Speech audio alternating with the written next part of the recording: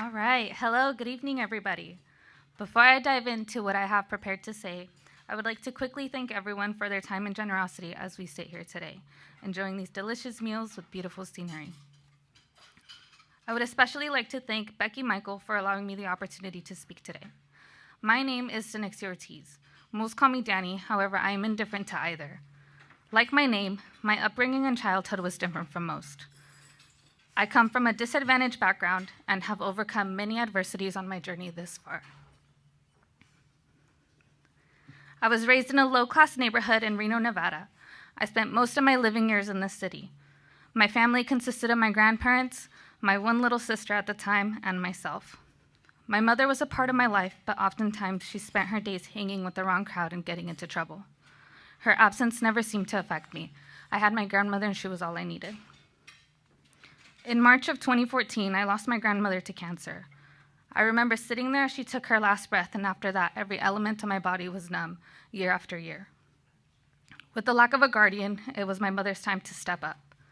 Soon after my grandmother passed away, we lost our home. This home was all I knew, for I had grown up in this home for 9 years. But with the blink of an eye, it was gone. This in turn left my mother, my 5 siblings, and myself homeless for many years to come. I remember having to sleep in the car, and when we were lucky, in motels or on a friend's couch.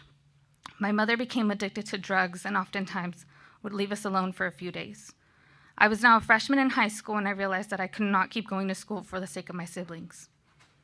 For 3 months, I fed my siblings, took them to school, and tried my best to keep them safe despite the circumstances. Eventually, I went back to school. However, because I had missed so much, I was very behind on my credits, and I guess you could say I was lost. I had no hope of graduating high school, let alone hope to go to college. The idea of higher education seemed crazy since I wasn't even sure I would graduate high school. In November of 2017, beginning junior year, my family and I relocated to Santa Cruz, California for a chance at a fresh start. For the first few months, I didn't attend school. I was immersed in the move, became homesick, and was trying to get accustomed to this new reality that I had been set in. Along with so much that was already happening, I developed a strained relationship with my mother. One day, my mother and I got into a horrible argument and some hurtful words were exchanged. This argument became physical and I became overwhelmed. I attempted to overdose and was hospitalized, and this was a major shifting point in my life. After being released from the hospital, my therapist thought that it was in my best interest to seek space for my mother and be placed with my aunt, who lived in Castroville, California. I began attending North Monterey County High School during my junior year, and after adjusting, I excelled in many of my classes. I was now getting A's and B's instead of my regular D's and F's. I received my first honors award that year. I joined a sports medicine club and was really into performing arts. I also began working at a nearby restaurant, and things in life seemed to finally be going well. My work ethic for academics carried over into my senior year. I continued to excel in my classes all around, especially in my calculus class. One day, my math teacher approached me during class and told me that she was going to nominate me for the Evans College Incentive Program at MPC. Mind you, college still wasn't on my radar, but I was struck with happiness that someone saw the potential in me and was willing to vouch for my education. Sometime later, she delivered the news that I had been accepted into the program, along with some more information about the program. And when it was time to apply for college, I applied to MPC. Not because I had a scholarship with my name on it, but because I felt like this was where I belonged. I spent the summer of 2019 attending their Jumpstart program that allowed me to prepare myself for my time at MPC. Here, I met new friends, a new set of faculty so focused on supporting us, and my Evans family. My first year, I focused on my grades.